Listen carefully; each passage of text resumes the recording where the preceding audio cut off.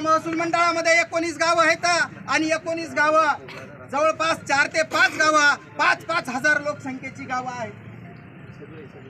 या गोष्टीची खंत की त्या गावातून शेतकऱ्यांचा इथं आंदोलनामध्ये येण्याचं प्रमाण कमी आहे.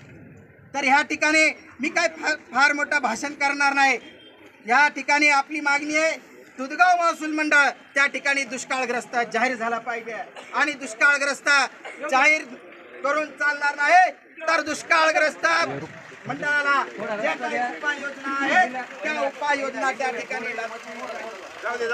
अशा प्रकारची आपली बारी वेळेचा अभाव असल्या कारणाने आपण ह्या ठिकाणी जे काही दुष्काळातल्या 13-14 जे काही शासनाच्या उपाययोजना आहेत शासनाने जाहीर कराव्यात. ह्याकरिता आपण ह्या ठिकाणी पुढील इशारा देणार आहोत प्रशासनाला आणि सरकारला.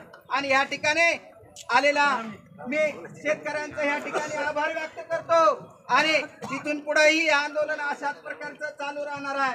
हे फक्त आपलं एक प्रशासनाला इशारा आहे आणि हे इशारा इथून पुढे अशा प्रकारच्या आंदोलनाचा सुद्धा या ठिकाणी या आंदोलनातून एक ठिणगी सुद्धा पेटू शकते आणि यापेक्षाही अधिक मोठं आंदोलन होऊ शकता असा इशारा ह्या ठिकाणी मी प्रशासनाला तुमच्या सगळ्या शेतकऱ्याच्या वतीनं तुमचा एक छोटा भाऊ म्हणून देतो. आणि मी मॅडमला विनंती करतो की आपण येऊन या ठिकाणी एका शेतकऱ्याच्या माध्यमातून निवेदन.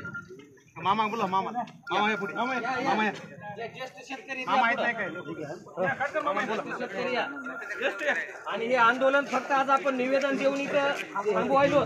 आपल्या येणाऱ्या 8-10 दिवसात जर मागण्या पूर्ण नाही झाल्या तर तहसीलदारच्या बाहेर बसूनच कलेक्टर आता आपले आंदोलन थोडा बाजूला सरका ना, थोडं खुलं खुलं व्हा ना, थोडं असं व्हा ना, सरका असं बाजूला सरका थोडं.